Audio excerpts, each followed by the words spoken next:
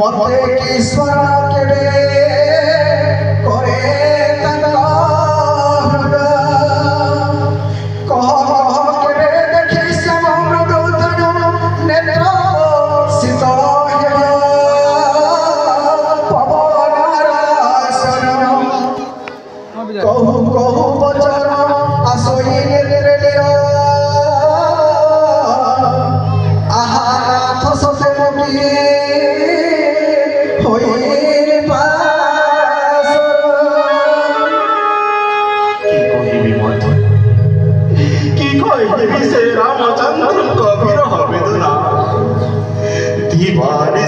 प्रभु स्मरण करते आपणकर नाम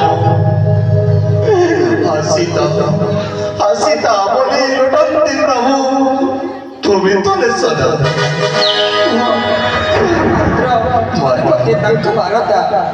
सेदुनु आपण छेद होइछंती प्रभुंकर ठारु अन्न भोजन न करती केबे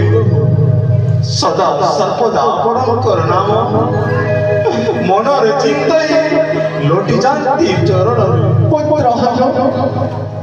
मोर से प्राणप्रिय प्रभु रामचंद्र किपरि अवस्था अछंती थरे थरे तांकर